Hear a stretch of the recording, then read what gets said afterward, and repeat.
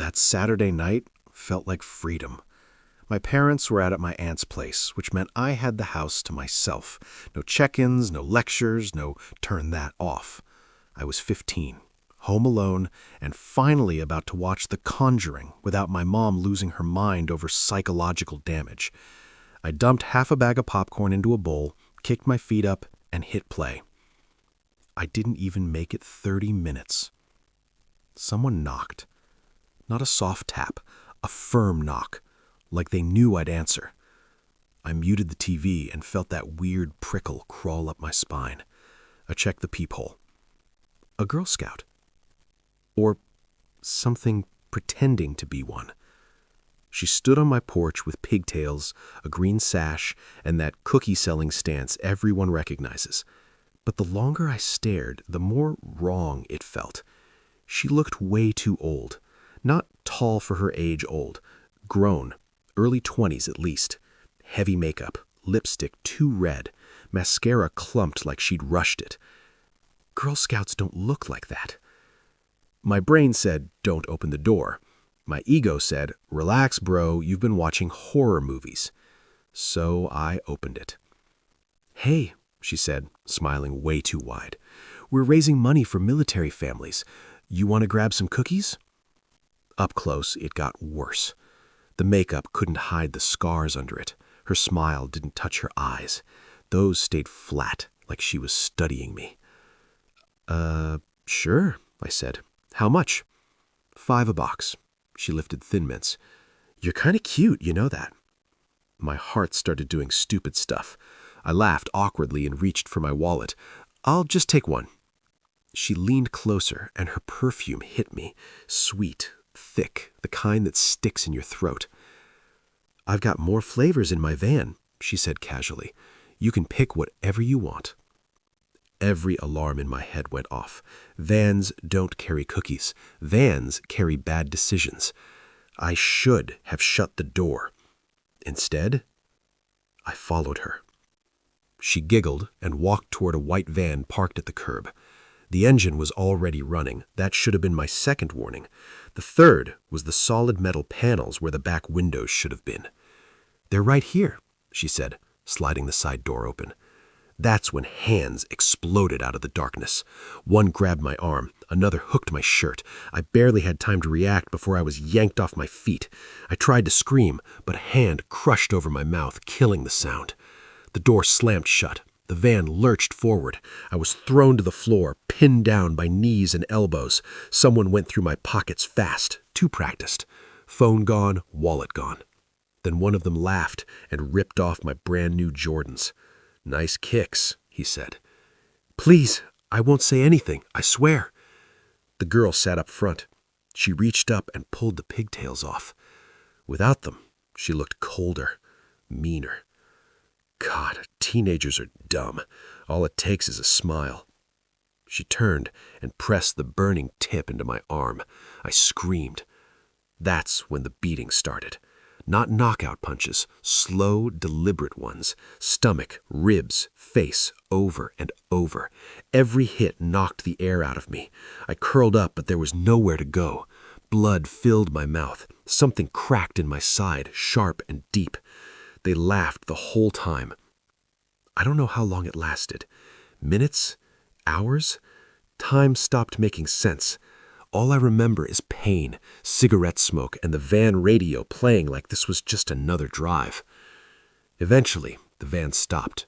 The door flew open and they dragged me out, dumping me onto the pavement like trash. Don't move, one of them said, and if you talk to the cops, we know where you live. The van peeled off, leaving me bleeding under a streetlight in a neighborhood I didn't recognize. A woman found me, called 911. I woke up in a hospital with cracked ribs, a broken nose, and a concussion. The cops never found them. Just a white van, just a story. That was years ago. But here's the thing nobody tells you. Trauma doesn't fade. It waits. Because months later, when I finally started sleeping again, someone knocked on my door. And this time, they knew my name. I thought the worst thing that could happen was trusting a stranger. I was wrong. The real nightmare started when the danger came from someone I already knew. My mom worked night shifts at the hospital, so being home alone wasn't unusual for me. I was 16 and used to it, used to reheating leftovers, used to the quiet, used to double-checking the locks before settling into my room. Our neighborhood was one of those nothing ever happens here places. Clean sidewalks, working street lights, neighbors who waved but minded their business. That night started like any other. It was around 9:30. I was at the kitchen table pretending to do homework while scrolling through my phone. The TV was on low in the living room, some random sitcom playing in the background. The house felt normal, safe. Then someone knocked. Not a casual tap. 3 sharp knocks, confident. My stomach tightened. I checked the peephole. It was Stephen, my mom's boyfriend. He worked at the same hospital as her, ER nurse, early 30s, soft-spoken, clean-cut, the kind of guy adults instantly trust. He'd been around for months, fixed stuff around the house, brought dinner sometimes when Mom worked late. Nothing about him ever set off alarms. I cracked the door but left the chain on. "Hey," I said, "Mom's at work." "I know," he replied. "Sorry to bother you this late. I left my backpack here earlier. My meds are inside and I really need them." He looked tired, pale, like he hadn't slept. That part felt real. I remembered seeing his backpack near the couch earlier that day. That detail mattered. I hesitated, then unlatched the chain. The second he stepped inside, something shifted. Not dramatically, just wrong. He didn't smile, didn't say thanks. He walked straight toward the living room like he already knew where everything was. His movements were stiff, controlled. My chest tightened. I pulled out my phone and casually called my mom, walking toward the kitchen like everything was normal. She answered quickly. "Hey, sweetie." "Steven's here," I said, keeping my voice light. "He says he needs his medication." There was a pause. Then her tone changed completely. "Lock yourself in your room right now." My heart slammed into my ribs. "What? Why?" "We broke up today. He's not okay. I told him not to come near the house." Cold flooded my body. I turned around. Stephen was standing in the hallway. He wasn't holding a backpack.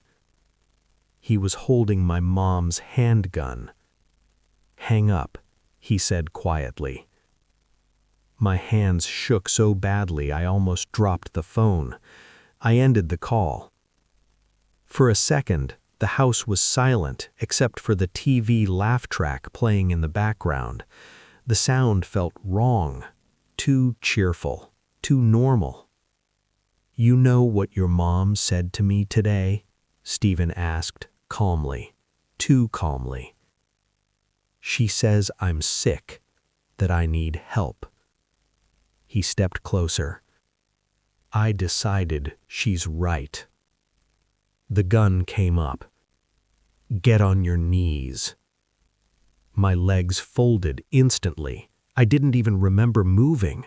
Tears poured down my face before I could stop them. "Please," I whispered, "please don't kill me." He crouched down, level with my face. I could see his finger resting on the trigger. "I'm not planning to," he said. That scared me more than anything else he could have said. "I think I'd rather have you," he continued.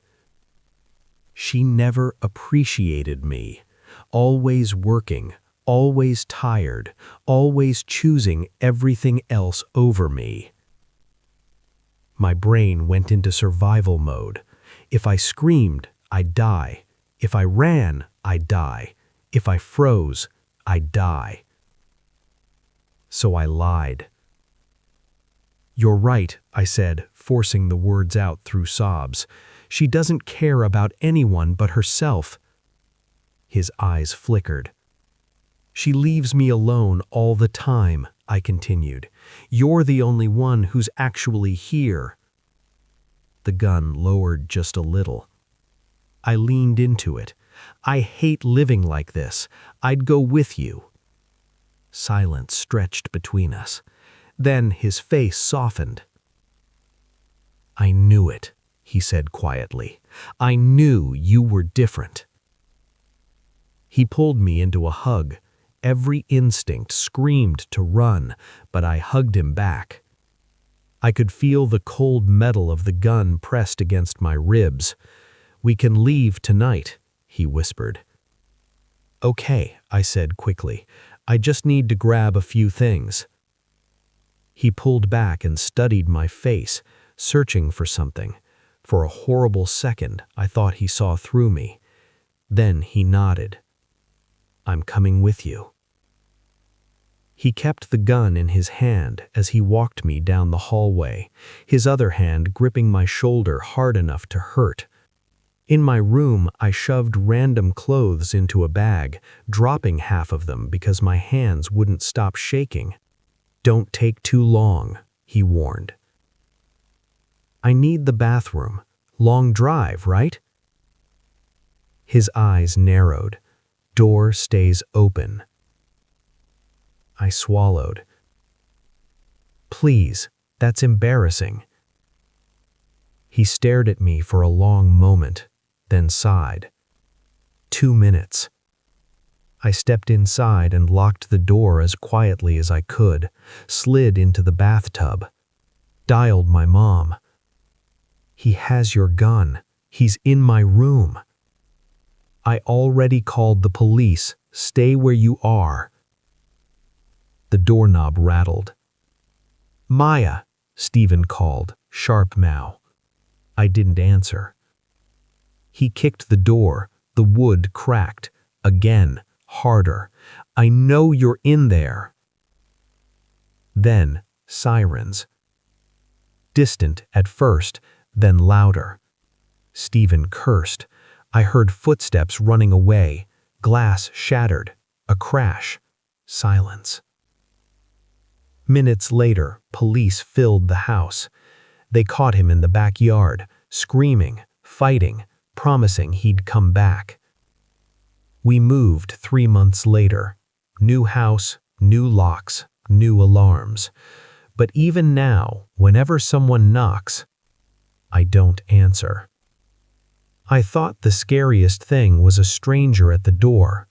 I was wrong. The real terror comes when the person knocking already knows your name.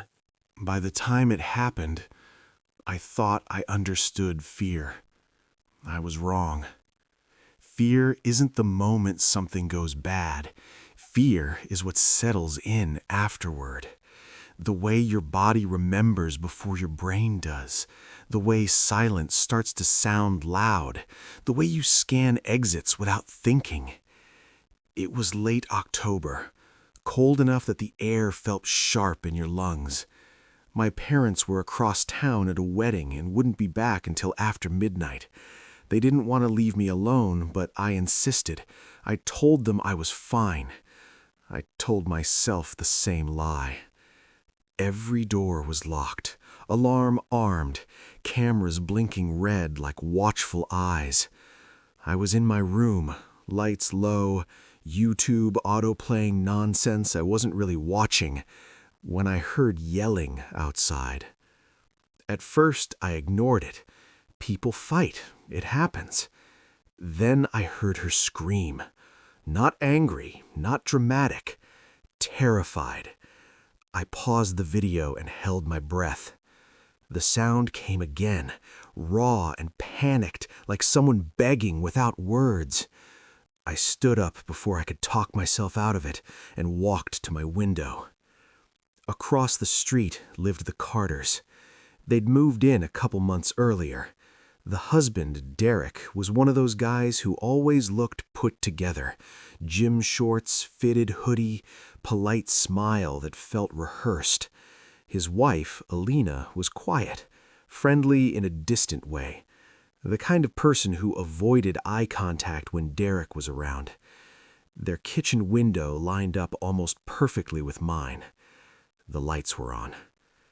I saw Derek pacing, yelling, hands flying.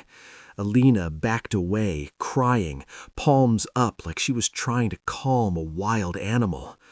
My stomach tightened. I should have closed the blinds.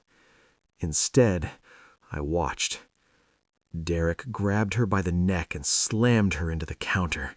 The sound carried faintly through the glass. Alina crumpled to the floor, gasping. For half a second, Derek looked stunned, like he couldn't believe what he'd just done. Then something in him snapped. He grabbed a knife from the counter. "No," I whispered. He dropped to his knees and started stabbing. Once, twice, again, faster than my brain could process. Blood sprayed the cabinets, smeared the walls. Alina's legs kicked, then went still. Her hands fell limp. Derek stood there, breathing hard, knife dripping red. Then his head turned. He looked straight at my window, at me. Our eyes met. I felt my soul drop out of my body. I ducked instantly, heart slamming so hard it hurt. My hands shook as I fumbled for my phone and dialed 911. I told the dispatcher everything. Address, description, what I saw. She told me officers were on the way, told me to stay inside, to stay quiet. That's when I heard footsteps, gravel crunching, slow, heavy, purposeful, from the side of my house. "He's outside," I whispered into the phone. The dispatcher told me to stay on the line, to find a safe place. The back door handle rattled. "I saw you," Derek's voice said, calmly, too calmly. "You saw me too." My blood went ice cold. He kicked the door. The whole frame shook. Again, harder. Wood splintered. "Open up. We can talk this out." I ran. Not smart, not graceful, just survival. I dove into my closet and shoved myself behind winter coats, pulling them tight around me. My phone was pressed to my chest so hard it hurt. The kicking stopped. For one hopeful second, I thought he left. Then glass shattered. Heavy boots hit tile. He was inside. Footsteps moved through the house slowly, methodically. Drawers opened, cabinets slammed. He wasn't panicking, he was searching. My teeth chattered.